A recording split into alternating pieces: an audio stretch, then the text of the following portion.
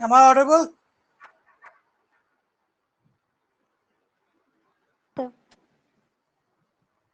Okay, let us wait for 2 minutes so that rest of the student could join and then we'll start the class.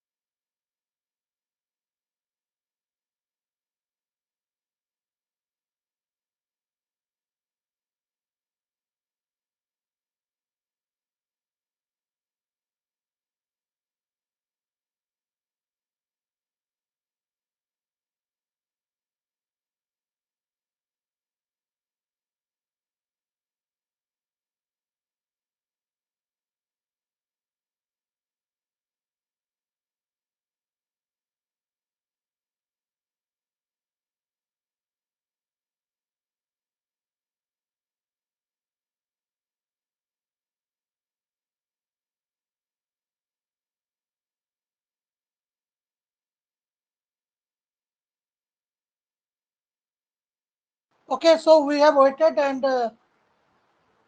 only 18 people have joined. So let us start the class because we will not wait for such a long period as because we have not enough time for this class, only 50 minutes time and already 5 minutes is over. So let us start the class. So last day we have talked about different types of inverter, NMOS inverter, depletion type, all the types and inverter we have discussed. So anybody any problem with that chapters?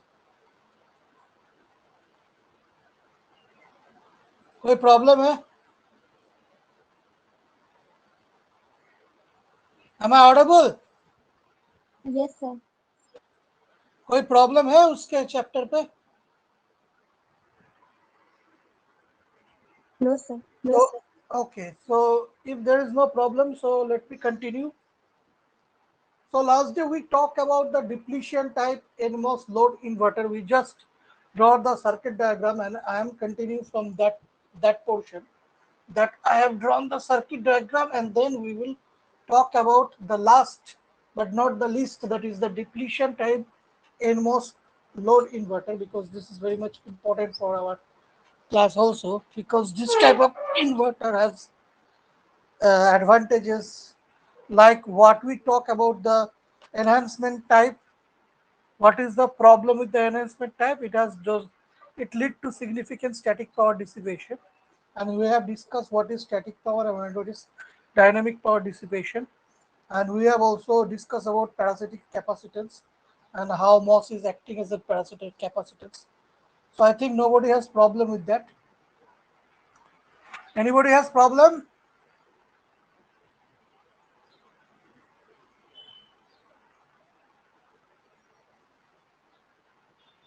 अरे problem है कि नहीं, कुछ तो बताओ.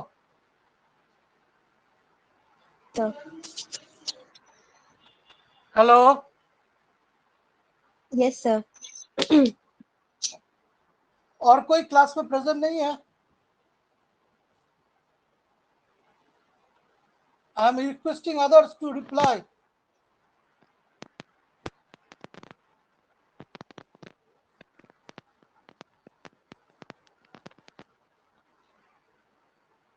There are no students present.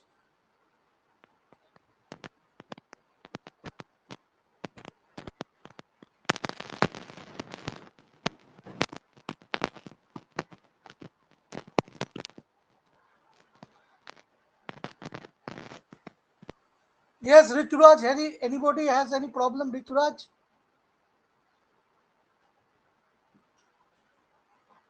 Rituraj,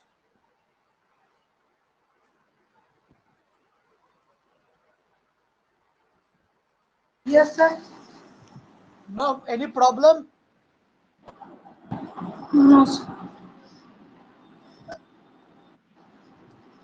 Pranav, is there any problem?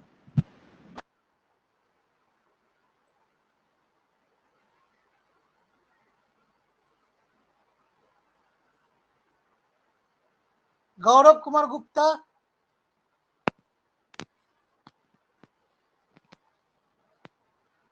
any problem?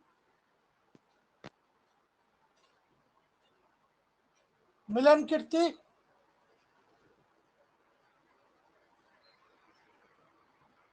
Milan Kirti, are you there? No problem, sir. Juhi Kumari, Yes, sir. any problem? No, sir. Okay. So Rituraj, you are not present in the class. Rituraj, Yes, sir. Present, sir. okay. So this is the depletion type NMOS inverter, load inverter. So what we are doing? We are doing here, we are using the depletion type NMOS transistor acting as a load. Here, the depletion type NMOS transistor has built-in channel region. Therefore, with zero gate voltage, the NMOS is on. That means we don't have to give the gate voltage, as because there is a channel already form in that depletion region. That's why the NMOS transistor is on if we apply zero gate voltage. Whereas for large gate voltage, the channel region gets depleted and the NMOS transistor becomes off. Understand what I'm telling?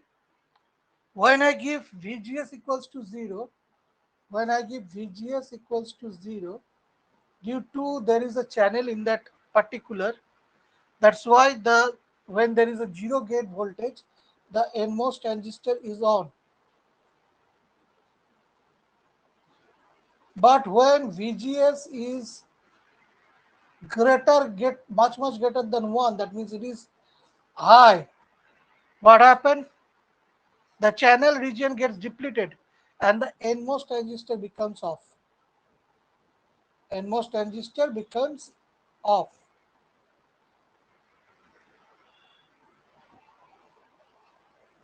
That's why the load, what I saw, the load is always on as it is gate is sorted to the source terminal. So we can see the gate is sorted with the source terminal. That's why it is always on. You can see here we have sorted it with the source terminal. This is the source, this is the drain, this is the source. So we have sorted it to the source terminal. So ML is always on and the gate is sorted to the source terminal. So when the input is logic low, the driver NMOS transistor MD is off and the output is at logic high through the load transistor ML. On the other hand, when the input is in logic high, the driver NMOS transistor becomes on and the output is connected with the ground through MD. So please listen this thing. This is very much important. What I told, when input is logic low, what happens? The driver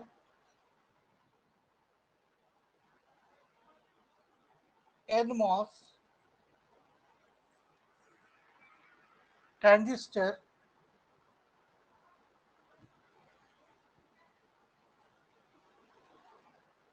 MD is off.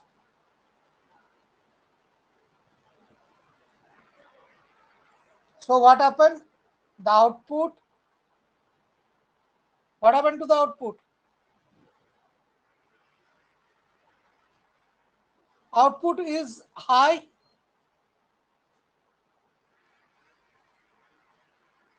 through the load Yes, sir. transistor, through the load transistor.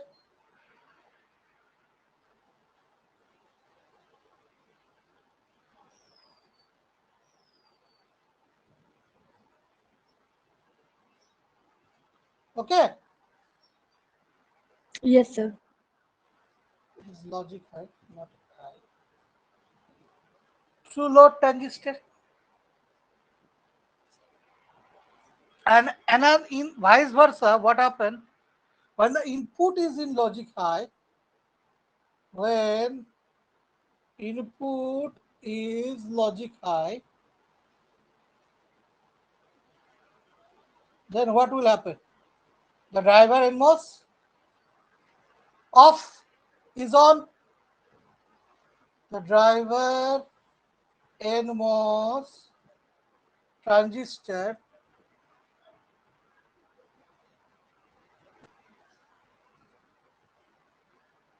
MD is on. And what will happen to the output?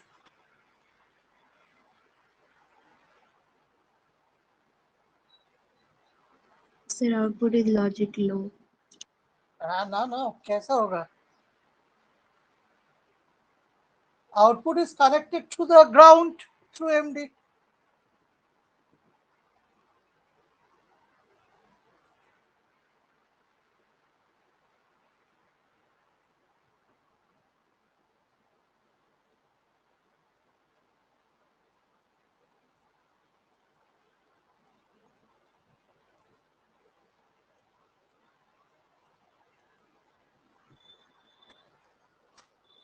समझ गए? जब ये वाला portion on हो जाएगा तो output क्या होगा? ये डायरेक्टली ग्राउंडेड हो जाएगा. तो ग्राउंडेड होने के लिए मतलब क्या है? आउटपुट होगा क्या? Logic low. Understand? Yes, sir. Everybody has understand? Yes, sir.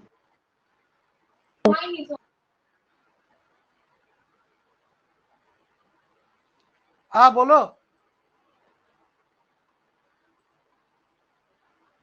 समझ गए सब?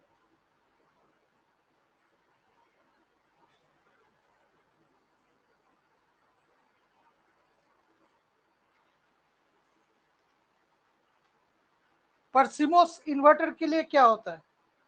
ये तो रेजिस्टेंस मतलब एनमोस इन्वर्टर के लिए मैंने बोला, पर सीमोस इन्वर्टर के लिए क्या होता है?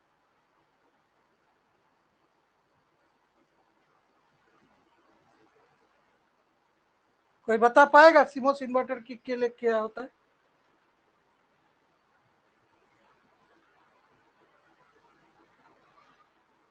जब सीमोस इन्वर्टर होता है तो मेरा सर्किट कैसा होता है?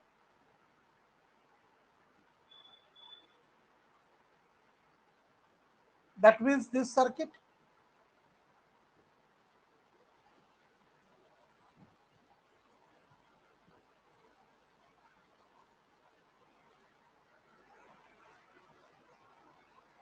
this is VDD.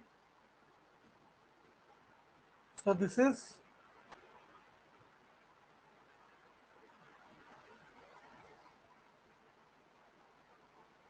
our PMOS and this is our NMOS. This is our NMOS.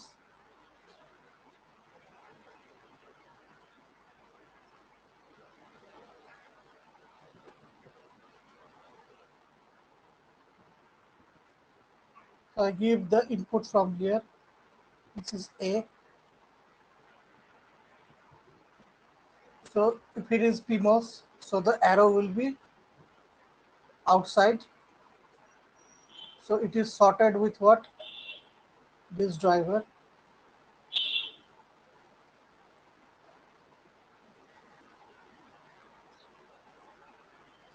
So this is MP, MOSFET P.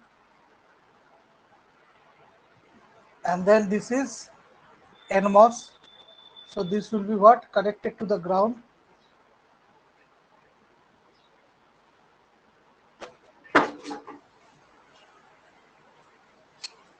So this is connected to the ground. This is M of N and this is ground.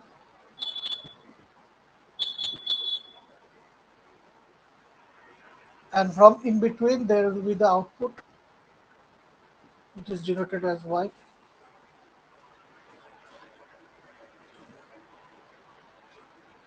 So what happens in the complementary MOS?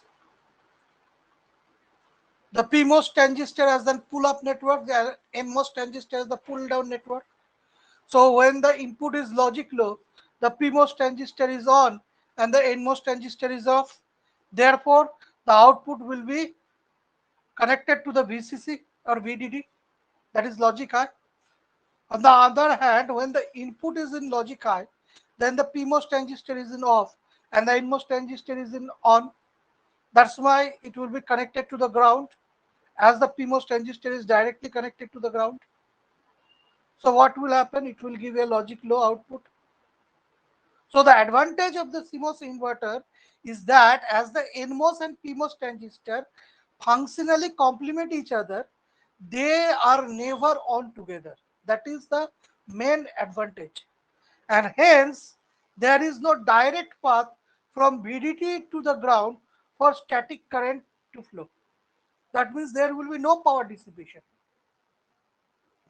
So the static power distribution is zero. So if we neglect the leakage current, we will take the static power distribution is zero. So that is the most advantage of CMOS inverter. And another CMOS inverter advantage is the logic swing from 0 to VDD, which is not possible in both resistive and NMOS and load inverter circuits. Here we can totally get the swing from 0 to VDD because one is connected to the ground and another is connected to the VDD. So if I see the output, I will see it total swing from 0 to VDD. Understand? Yes, sir. Yes, sir. Yes, sir. आप लोग समझ रहे हो मैं क्या बोल रहा हूँ? Yes, sir. क्योंकि इन दोनों में क्या हुआ? कौन मैसेज कर रहा है? Just a minute.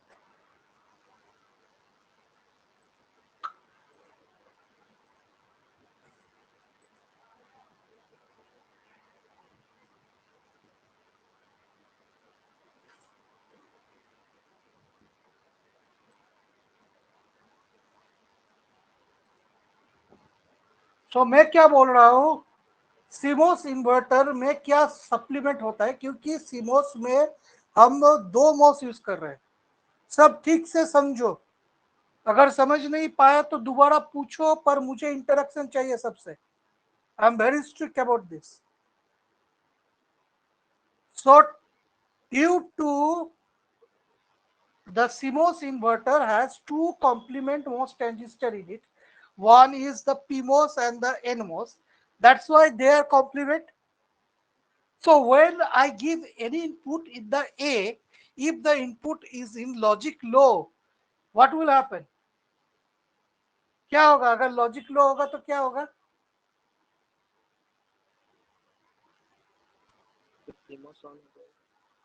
हाँ, पीमोस ऑन हो जाएगा, पर मेरा एनमोस ऑफ हो जाएगा। तो पीमोस अगर ऑन हो जाए तो ये पीमोस किसके साथ कनेक्टेड है? बोलो। हाँ, वीडीडी है। तो आउटपुट में क्या आएगा? ये पोर्शन मेरा नॉट कनेक्टेड हो गया, ये पोर्शन मेरा नॉट कनेक्टेड हो गया। That means this portion is not been connected. So ये पोर्शन अगर नॉट कनेक्टेड है, अगर हम लोग बोलते हैं कि ये पोर्शन मेरा नॉट कनेक्टेड है,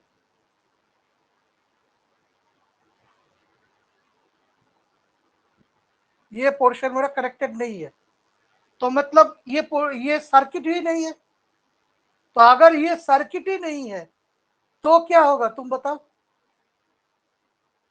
तो आउटपुट में क्या आएगा? हो जाएगा सर, हाँ, जीरो। आउटपुट जीरो क्यों होगा? ये सर्किट नहीं है। जब ये ऑन होता है, ये ऑफ होता है। तो मतलब हम लोग क्या सोचेंगे, अगर सर्किट के बारे में सोचेंगे, तो यहाँ से चैनल हो रहा है, यहाँ से कोई फ्लो नहीं हो रहा है, तो ये तो बंद हो गया, is a close path, sorry open path. Open path मतलब सर्किट कंटिन्यूएशन नहीं है। तो ये चीज अगर मैं निकल दिया इस सर्किट से, तो मेरा आउटपुट जो बीच में कनेक्टेड है, वो आउटपुट अब किसका वैल्यू डिस्प्ले करेगा? वीडीटी से। यस, वीडीडी का वैल्यू डिस्प्ले करेगा, क्योंकि ये तो डायरेक्टली वीडीडी का वैल्यू दे रहा है। तब पीमोस क्या काम कर रहा है? PMOS is acting as a pull up network. Pull up मतलब ऊपर खींच रहा है, आउटपुट को ऊपर खींच रहा है। क्योंकि वो, अगर आप स्प्रिंग देखिएगा, अगर आपके पास एक स्प्रिंग बैलेंस होगा, तो स्प्रिंग बैलेंस में जिस तरह मैं ज्यादा वजन देता हूं, उसी तरह वो स्प्रिंग खींचता है। तो वैसे ही यहाँ पर, क्योंकि मैंने यहाँ पर लो वैल्यू दिया था, तो मेरा ये ऑन हो गया था, ये ऑफ हो गया था। अब ऑन होने से ये डायरेक्टली कनेक्टेड है वीडीडी से, तो तब स्ट्रॉन्ग वैल्यू कौन होगा? ये स्ट्रॉन्ग वैल्यू होगा। तो इसी को डायरेक्टली आउटपुट में हम लोग देखेंगे। So that's why it is acting as a pull up, ये ऊपर खींच रहा है, इसीलिए हम लोग इसको बोलते हैं pull up network. Understand? Yes sir. सबको बोल रहा हूं, अंडरस्टैंड? Yes sir. अब दूसरा केस में, जब भी मैं इनपुट को हाई वैल्यू दे दूंगा, मतलब हाई वोल्टेज सप्लाई करूंगा ए पे, तब क्या होगा? मेरा उल्टा केस हो जाएगा, ये वाला ऑफ हो जाएगा, ये वाला मेरा ऑफ हो जाएगा। और ये वाला जब ऑफ हो जाएगा, तब मेरा जो ये ऑन हो गया, तो ये किसके ऊपर कनेक्टेड है? ग्राउंड। ग्राउंड के। तो आउटपुट कहां से कहा किसको दिखाएगा? ग्राउंड का वैल्यू, मतलब जीरो। तो ये क्या कर रहा है? ये खींच रहा है, नीचे खींच रहा है। तो इसीलिए हम लोग इसका नाम दिया है पुल डाउन नेटवर्क। समझ गए? Yes sir. Yes Everybody, as the concept has been clear? देखो, मैं बार बार पूछ रहा हूं, कॉन्सेप्ट क्लियर है? Yes sir. अच्छा, ठीक है। तो देखो, इसका एडवांटेज क्या हो रहा है? इसका एडवांटेज, पहला जो एडवांटेज, बहुत ही इंपॉर्टेंट एडवांटेज हो रहा है, कि देखो, एक बार पीमोस ऑन होता है, एक बार एनमोस ऑन होता है। एट ए टाइम दोनों कभी भी ऑन नहीं रहेगा। एट ए टाइम कभी ऑन रहेगा? No, sir. तो एट ए टाइम दोनों ऑन नहीं रहेगा, इसीलिए कभी भी वीडीडी के साथ ग्राउंड का एक डायरेक्ट कनेक्शन नहीं रहेगा, क्योंकि ये सर्किट जब काम कर रहा है ये सर्किट बंद है, ये सर्किट जब काम कर रहा है ये सर्किट बंद है। तो वीडीडी और ग्राउंड के बीच में कोई स्टैटिक करंट नहीं फ्लो करेगा। डायनेमिक करंट तो फ्लो नहीं कर सकता क्योंकि रेजिस्टेंस है, पर स्टैटिक करंट, अगर कुछ भी करंट वो सर्किट में रह गया तो वो भी फ्लो नहीं कर पाएगा, क्योंकि ये तो ऑफ रहता है जब ये ऑन होता है, और ये ऑन होता है तो ये ऑफ रहता है। तो यहाँ से यहाँ कोई स्टैटिक करंट भी नहीं आ सकता। तो स्टैटिक करंट नहीं अगर आएगा, और जो मॉसफेट का जो मैं लीकेज करंट है उसको हम नेग्लिजिबल केस पे अगर लेकर आएंगे तो मेरा क्या हुआ, पावर डिस्ट्रीब्यूशन क्या होगा, जीरो हो जाएगा। समझ गए? Yes, sir. So first advantage is that we can make static power distribution to zero if you use CMOS inverter. ठीक है? So that is the first advantage. और दूसरा एडवांटेज क्या होगा? दूसरा एडवांटेज देखो, हम लोग किसी भी सर्किट में अगर ऑपरेशन अच्छा करना चाहते हैं, उसका ट्रांसफर कैरेक्टरिस्टिक लाकर दिखाना चाहते हैं, तो अगर वो फुल स्विंग करेगा, मतलब जीरो से वीडीडी या वीडीडी से जीरो, अगर वो फुल स्विंग करेगा तो उसका कर्व अच्छा आएगा। अगर कर्व मार्चपथ में मतलब बंद हो जाए, उतना स्विंग ना करे, तो हमारा आउटपुट आता है अच्छा, हमारा ग्राफ अच्छा आएगा। No, sir. अगर कोई ट्रांजिस्टर, अगर आपका जीरो से वीडीडी पूरा स्विंग करता है तो मेरा आउटपुट अच्छा आएगा। तो यहाँ पर लॉजिक स्विंग जीरो से वीडीडी आएगा, क्योंकि जब पीमोस ऑपरेट करता है तो वीडीडी का वैल्यू डायरेक्ट आता है, और जब ऑनमोस ऑपरेट करता है तो जीरो का वैल्यू डायरेक्ट आता है। तो जीरो से वीडीडी की जो लॉजिक स्विंग है वो हम लोगों को यहाँ पर पूरा पूरी मिलेगा, पर यह पॉसिबल नहीं है रेजिस्टिव लोड इन्वर्टर या किसी और इन्वर्टर सर्किट्स में। Clear? Yes, sir. So Yes, sir. that's why CMOS inverter is very much important. Now let us look at this diagram. ये डायग्राम आप लोग पहले भी देख चुके हैं। ये डायग्राम है हमारा VTC curve of A CMOS inverter.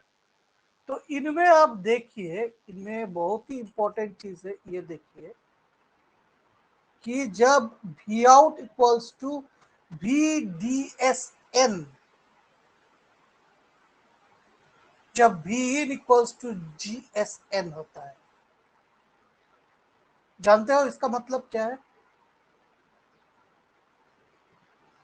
जब इनपुट में gate to source voltage N का आता है, तभी आउटपुट में हम NMOS का ड्रेन टू सोर्स वोल्टेज मिलता है। जब gate to source voltage T का आता है, that is V in minus VDD, और drain to source voltage of PMOS का अगर आना चाहते हैं तो V out माइनस VDD करना पड़ेगा, क्योंकि PMOS सर्वदा किसके साथ कनेक्टेड है? VDD से कनेक्टेड है। V out में अगर आपको ड्रेन टू सोर्स वोल्टेज लाना है तो वो आप मिल जाएगा NMOS के लिए, और V in में gate to source voltage NMOS के लिए आपको मिल जाएगा, क्योंकि ये जीरो से कनेक्टेड है। So anything plus zero minus zero nothing happens. पर क्योंकि आपको gate to source voltage T अगर आपको मापना है, ये उसका वैल्यू निकालना है, तो आपको जो इनपुट वोल्टेज है उससे VDD माइनस करना पड़ेगा। This is very very much important, सबको याद रखना पड़ेगा ये चीज। आप लोग सब याद रखिए ये चीज। क्या बोल रहा हूं, समझ रहे हो?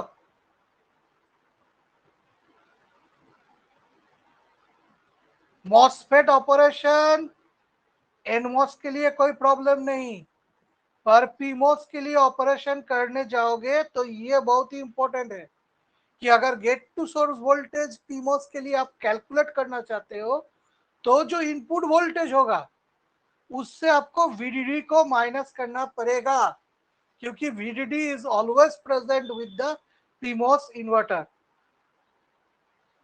Okay, Yes, sir. और इसका वैल्यू, अगर आप ड्रेन टू सोर्स वोल्टेज का वैल्यू निकालना चाहते हो तो आपको आउटपुट से इसको, सॉरी, आउटपुट मतलब यहां से आपको वीडीडी का वैल्यू माइनस करना पड़ेगा, तभी आप पीमोस ट्रांजिस्टर के लिए ड्रेन टू सोर्स वोल्टेज निकाल सकते हो। ठीक है, Yes, sir. तो ये दो पॉइंट प्लीज प्लीज प्लीज सभी को बोल रहा हूं, याद रखना।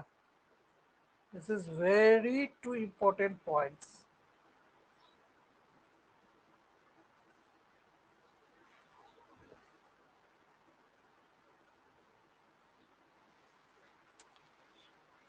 अब कंडीशन ऑफ सैचुरेशन क्या आएगा, आप लोग ये पहले ही कर सकते हो, मैंने बोला था आप लोगों का। कंडीशन ऑफ सैचुरेशन एनमोस के लिए is VDSN drain to source voltage is greater than VGSN minus VTN। TN मतलब थ्रेशोल्ड वोल्टेज ऑफ एनमोस। और आउटपुट वोल्टेज की बात भी कर सकते हैं, तो V out equals to V in minus VTN। ये कुछ भी नहीं, हम आउटपुट वोल्टेज को अगर ड्रेन टू सोर्स वोल्टेज बोलते हैं तो ये होगा, gate to source voltage include होगा। और अगर हम लोग बोल सकते हैं नहीं वी आउट और वी इन से कैलकुलेशन करेंगे तो ये है इसका इक्वेशन। और दूसरा वाला जो पीमोस का है वो लेस देन होगा, V D S P is lesser than V G S P minus V T P, और V out is lesser than V in minus V T P. So यहाँ पर दोनों चीज बहुत ही इंपॉर्टेंट है, आप लोग थोड़ा देख लीजिए। ठीक है, ये वाला इक्वेशन भी बहुत ही इंपॉर्टेंट है।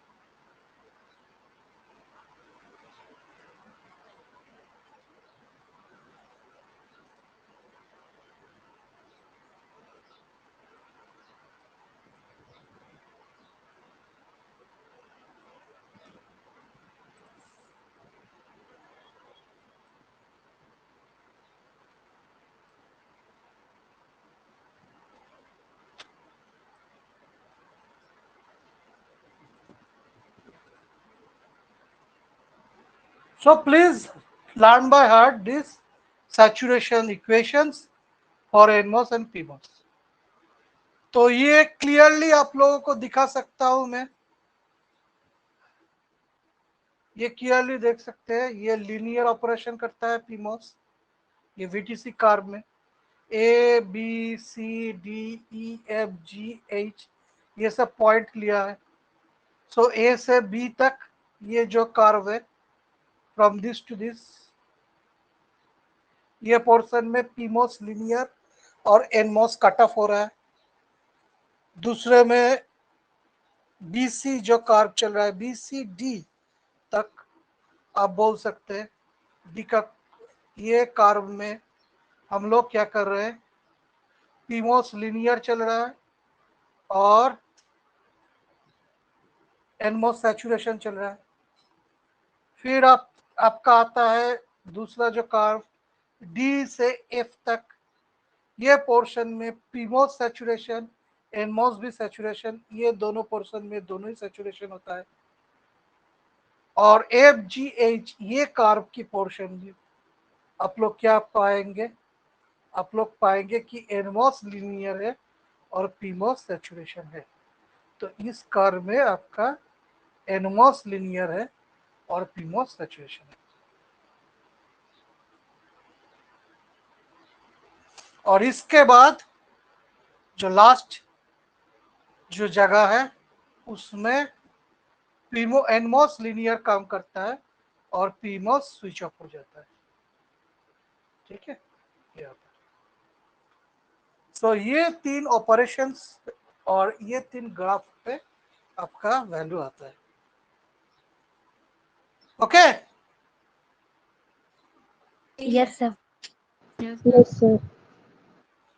और इसके टाइम में वी आउट कितना होता है ये भी दिया गया है, आप देख सकते हैं यहाँ पर वी आउट कितना वैल्यू होता है। V out is equal to V in minus B T P. ये जो मिडिल पोर्शन है यहाँ पर V out is equal to V T N, ये आप जान सकते हैं थ्रेशोल्ड वोल्टेज की वैल्यू होता है, क्योंकि ये मिडिल पॉइंट से हम लोग क्या करते हैं, मिडिल पॉइंट से ही वैल्यू निकलते हैं। तो ये है वो क्रिटिकल वोल्टेज, और यहाँ पर ये क्रिटिकल वोल्टेज में आपका क्या वैल्यू होता है, V out is equal to V in minus V T N. यहाँ पर मतलब बीच में जो पॉइंट है वहां पर V out equals to V in हो जाता है। यहाँ पर आपका V out equals to V in minus B T P होता है, क्योंकि मॉसफेट ऑपरेशन पीमोस ऑपरेटर करता है। और यहाँ पर अगर आप देखेंगे आउटपुट वोल्टेज तो V in equals to minus V T P होता है, वी टी एन होता है। ठीक है, यस सर। सर हाँ बोलो। टी एन थ्रेशोल्ड वोल्टेज ना, T N threshold voltage of NMOS and sir और TP PMOS threshold TP is voltage. The threshold voltage of PMOS. Okay sir. And VTO equals to offset threshold voltage. मतलब कोई भी अगर gate voltage ना होता है MOSFET पहले जो कंडीशन में होता है तब जो मिनिमम वोल्टेज है उसको बोलते हैं थ्रेशोल्ड ऑफसेट वोल्टेज। ठीक है, VTO।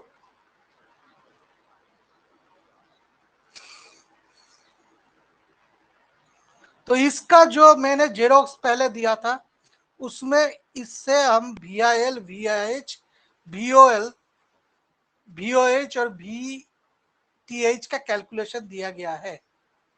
तो प्लीज प्लीज प्लीज वहां पर आप लोग इसका कैलकुलेशन देख लेना। ठीक है, यस सर। ऋचिका आपने वो जेरोक्स तो Yes, सबको sir. दे दिया है, हाँ सर, सर दे दिए थे। और मैं भी वो xerox I think Google classroom में अपलोड कर दिए थे। आप लोगों को एक टाइम पे गूगल क्लासरूम का लिंक दिए थे एग्जाम के टाइम, वो गूगल क्लासरूम में मैंने वो नोट भी अपलोड कर दिए थे। so please see from this Google Classroom or the group that Dichika has provided. Electrical में प्रणब है,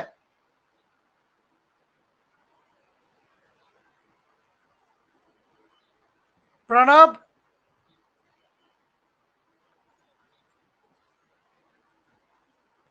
प्रणब आर यू देयर? ये प्रणब काम का क्लास नहीं करता है, देखना पड़ेगा।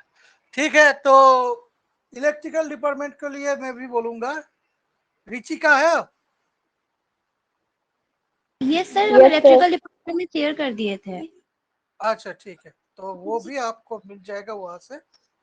अगर नहीं मिलेगा तो गूगल क्लासरूम पे चले जाइएगा, जो लिंक दिया था एग्जामिनेशन के टाइम पे वहां से भी आपको मिल जाएगा। ठीक है, तो वो इक्वेशन मैं फिर से नहीं कर रहा हूँ, पर वो इक्वेशन आपको करना है क्योंकि उसमें न्यूमेरिकल प्रॉब्लम्स भी आ सकता है।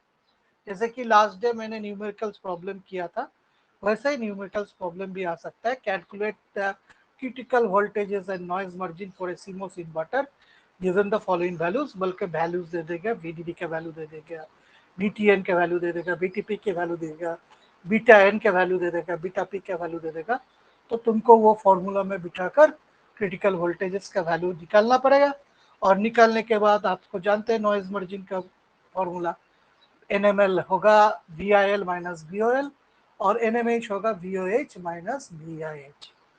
तो यही आपका जो इन्वर्टर पोर्शन था वो मैंने कंप्लीट कर दिया है, और ये मेरा चैप्टर खत्म होता है। अब और एक चीज है, जो आप लोगों को बोलना चाहता हूँ कि ये तो अपना डीसी एनालिसिस या बीटीसी कार्ड एनालिसिस होता है, और एक एनालिसिस होता है जो मैंने बोला था डिजिटल में दो एनालिसिस होता है। एक है अपना जो अपना डीसी एनालिसिस, और जहाँ से हम लोगों को बीटीसी कार्ड मिलता है, और दूसरा जो एनालिसिस होता है उसको बोलते हैं हम लोग ट्रांजिएंट एनालिसिस, जो टाइम डिपेंडेंट है, जहाँ से डिजिटल सर्किट का टाइमिंग डायग्राम ड्रॉ करते हैं। तो इन्वर्टर भी डिजिटल सर्किट है, तो उसका भी ट्रांजिएंट एनालिसिस होता है। तो ट्रांजिएंट एनालिसिस में इनपुट में हम लोगों को एक पल्स स्ट्रीम देना पड़ता है, एक बीट स्ट्रीम या पल्स स्ट्रीम देना पड़ता है। उसी के हिसाब से क्लॉक जनरेटर होने से हर क्लॉक में उसका वैल्यू आता है, उसको हम लोग ट्रांजिएंट एनालिसिस बोलते हैं। तो उससे पहले थोड़ा इंपॉर्टेंट चीज है कि एक इन्वर्टर सिमेट्रिक कैसे होगा। कभी कभी प्रॉब्लम होता है कि पीमोस और एनमोस इन्वर्टर ऐसा डिजाइन करा जाता है कि पीमोस में लोड ज्यादा हो जाता है, मतलब मुझे लगता है कि हर वक्त पीमोस ऑन हो जाता है और एनमोस कम ऑन होता है, क्योंकि सिमेट्रिकल प्रॉब्लम होता है। तो सिमेट्रिक इन्वर्टर डिजाइन करने के लिए एक फॉर्मूला है, एक थियोरिटिकल फॉर्मूला, उसे अगर हम लोग मेंटेन करेंगे तो हम लोगों का सिमेट्रिक इन्वर्टर बन जाए। तो हम लोग जानते हैं, तो उसका हम थोड़ा इक्वेशन बना देते हैं। तो हम लोग जानते हैं the threshold voltage ideal inverter क्या होता है। आइडियल इन्वर्टर, आइडियल इन्वर्टर का थ्रेशोल्ड वोल्टेज होता है हमारा VTH इक्वल्स टू VDD/2। ये है general equation for ideal inverter. इसको हम एक नंबर इक्वेशन बोलते हैं।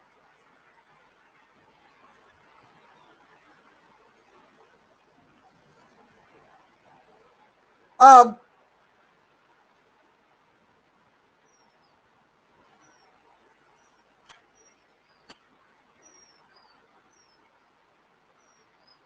हम लोग देखेंगे, वहां पर कैलकुलेशन करेंगे, तब देखेंगे VTH का जो आइडियल नहीं है, ऐसा इन्वर्टर है, उसका जो VTH का वैल्यू आता है, मतलब नॉर्मल इन्वर्टर के लिए जो सीमोस इन्वर्टर के लिए जो VTH का वैल्यू होता है वो है VTN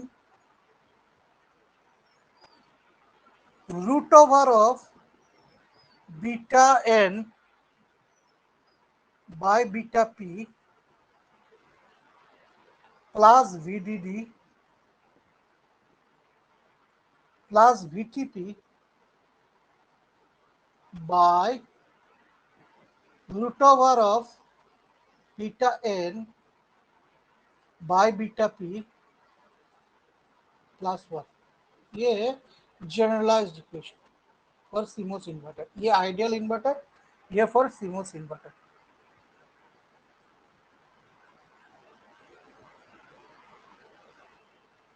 अब दोनों को हम ले रहे हैं, तो हम लोग लिख सकते हैं this is equals to VDD/T। तो इसको हम लोग इक्वेशन नंबर 3 बोल रहे हैं। तो अब हम इसको सिंप्लीफाई करते हैं, और हम लोग बीटा एन जो नीचे है उधर भेज रहे हैं, मतलब ये जो है उधर भेज रहे हैं, क्रॉस मल्टीपल कर रहे हैं। तो हम लोग का होगा root over of beta N by beta P plus 1 into VDD by 2 equals to VTN root over of beta ठीक लिखा, beta N by beta P plus VDD minus VTP। Question 4। So और अगर सिंप्लीफाई करते हैं तो हम लोग को मिलेगा beta N by beta P into VDD by 2 minus of VTN। equals to VDD by 2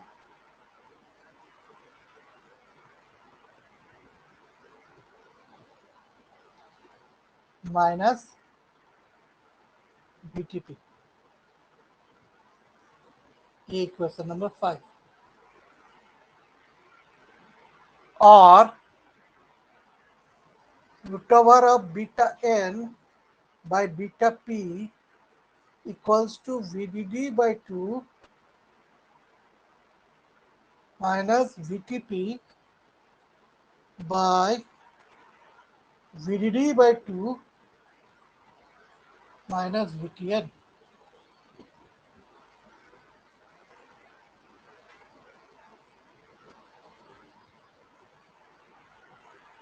So for a symmetric inverter, when NMOS and PMOS transistors are fully complementary to each other, we have the condition.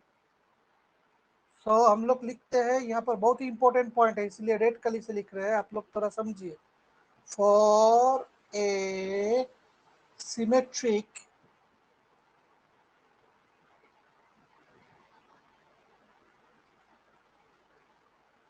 inverter, when NMOS and PMOS transistor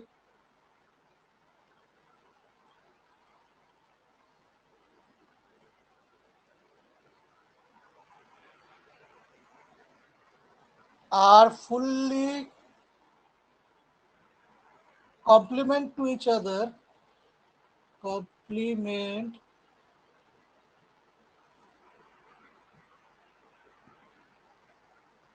complementary to each other,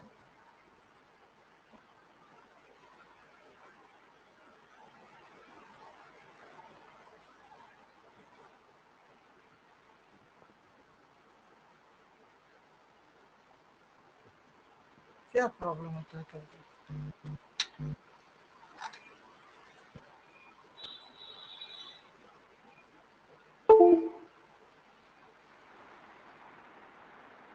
We can write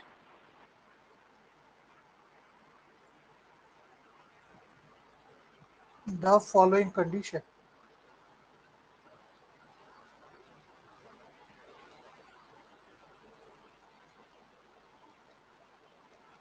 What is the condition?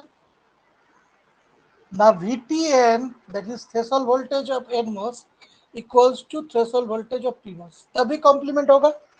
अगर threshold voltage of PMOS और threshold voltage of NMOS दोनों operate होने की time पे अलग अलग हो जाए तो कंडक्शन ही तो शुरू नहीं होगा, तो ऑपरेशन कॉम्प्लीमेंट नहीं होगा. Understand what I am telling?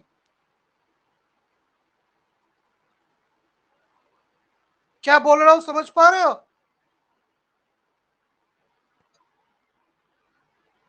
Hello. Yes, sir. हाँ, अगर थ्रेशोल्ड वोल्टेज एन और थ्रेशोल्ड वोल्टेज पी दोनों मॉस का सेम नहीं होगा तो ऑपरेशन में गलती हो जाएगा, क्योंकि एनमॉस और पीमॉस दोनों एक ही टाइम पे कंडक्शन अगर नहीं करेगा तो हमारा ऑपरेशन गलत हो जाएगा. So that means VTN and VTP must be equal. So VTN और VTP इक्वल होने से ये ऊपर वाला जो इक्वेशन था, मेरा इक्वेशन नंबर इसको अगर 6 बोलते थे तो इक्वेशन नंबर 6 जो था मेरा वो क्या हो गया? सो वी कैन रीराइट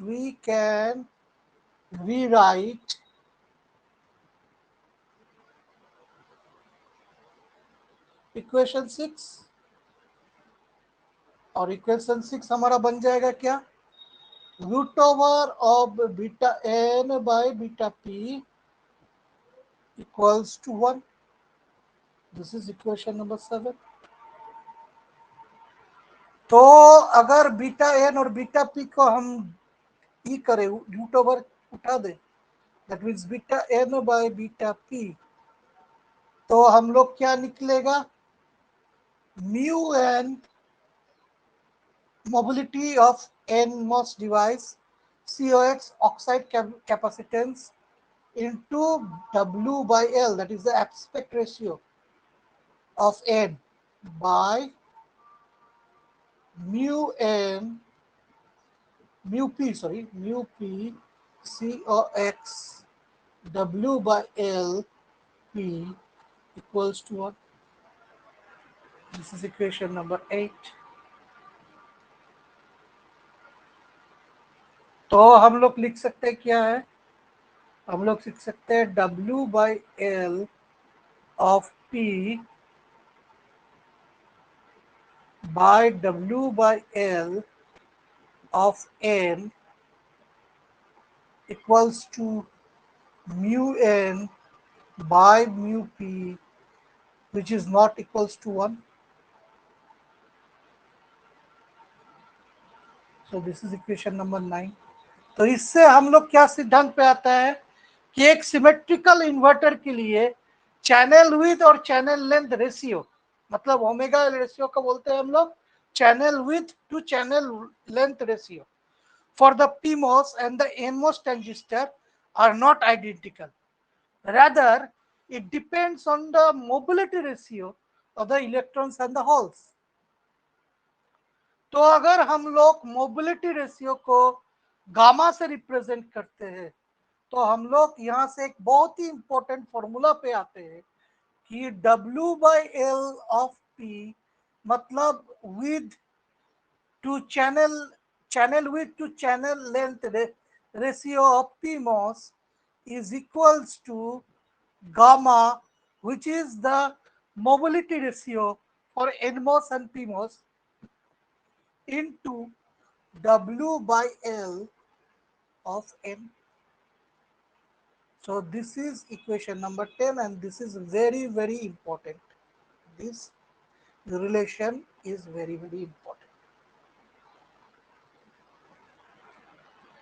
तो ये प्रमाण करता है the channel width to channel length ratio of the PMOS transistor is gamma times that of the NMOS transistor. So generally for a given technology, the PMOS and NMOS transistor have the same channel length. Therefore, for a symmetric inverter, the width of the PMOS transistor is gamma times of the NMOS transistor. So this is an important implication to the digital integrated circuit. The PMOS transistor occupy a greater area in the chip compared to the NMOS transistor. Understand what I told?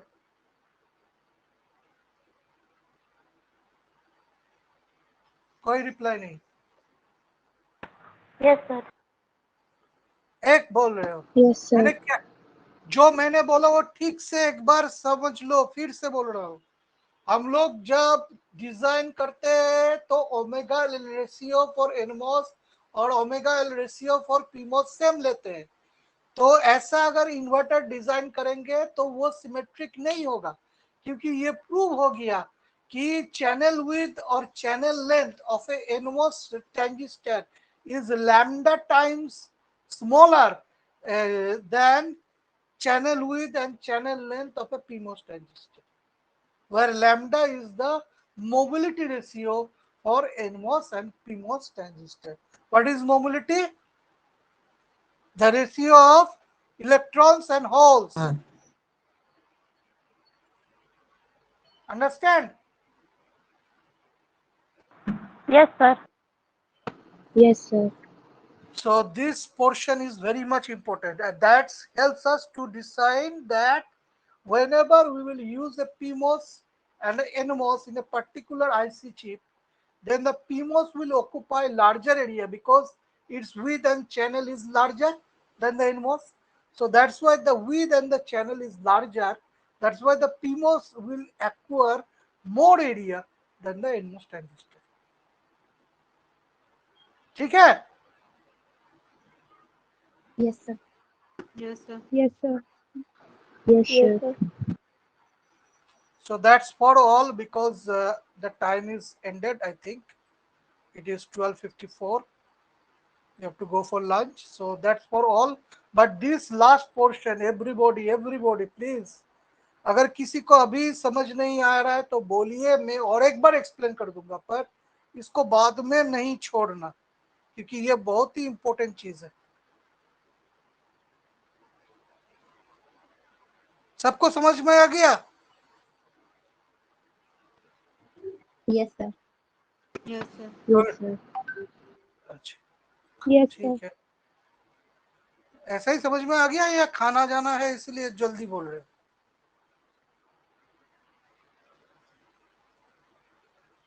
ठीक है, अगर समझ में आ गया तो समझ में आ गया। इसके नेक्स्ट दिन हम लोग transient analysis of CMOS inverter करेंगे और वहां पर हम लोग डिले कैलकुलेशन के बारे में पूछेंगे, मतलब what is delay calculation and how to do it. एक डिले होता है, what do you mean by delay, और डिले कैलकुलेशन कैसा होता है उसके ऊपर हम लोग वहां पर बात करेंगे। अंडरस्टैंड? Yes, sir. अभी एक चीज हम बोलने जा रहे हैं।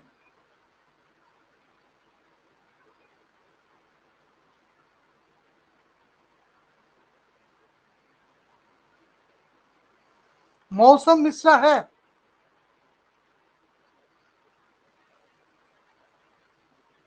मौसम मिश्रा, आई एम सीइंग मौसम मिश्रा हियर। मौसम Mishra,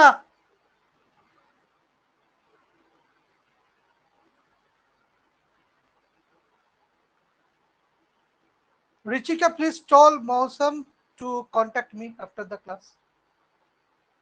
Okay, sir. Okay. So thank you all. I'm ending the class today and have a Thank you, sir. और tomorrow इसी डिपार्टमेंट के लिए लैब होगा as a time 3 to 5. Tomorrow at 3 to 5 we will take the lab of real estate. So thank you very Sir, much. Thank you. हाँ sir. बोलो। Sir हम लोग का ना एक्चुअली मंडे से हम लोग का ट्रेनिंग स्टार्ट हो रहा है, तो सर आपका क्लास सेकेंड हाफ में हो सकता है? कौन सा क्लास? सर ये मतलब सर VLSI डिजाइन का क्लास है। हाँ तो कल लैब होगा तो हाँ सर, लैब हो जाएगा वो ठीक है, बट मंडे से जो क्लास होगा तो सर वो आप सेकेंड हाफ में ले सकते हैं अगर सर आपके लिए पॉसिबल हो तो। कल सेकेंड हाफ। नो सर, आप मतलब जब तक हम लोग का थोड़ा ट्रेनिंग चल रहा है तो सेकेंड हाफ में क्लास, या फिर जब हम लोग फ्री रहते हैं। हाँ, पर उसके लिए मुझे एक प्रॉब्लम है कि मुझे इलेक्ट्रिकल डिपार्टमेंट से बात करना पड़ेगा क्योंकि ये तो मार्च क्लास है और इलेक्ट्रिकल डिपार्टमेंट में जब फ्री होगा तब उसके लिए बात करना पड़ेगा। तो आज मैं पंकज सर से थोड़ा बात करूंगा, उसके बाद आप लोगों को बोलता हूँ। ठीक है? ओके सर, ठीक है sir. Okay, so thank you for attending the class. Thank you very much. You can leave. Thank you sir.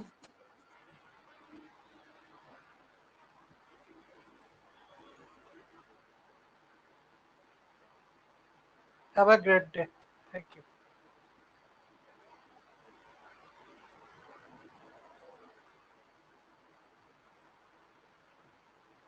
Everybody can leave the class.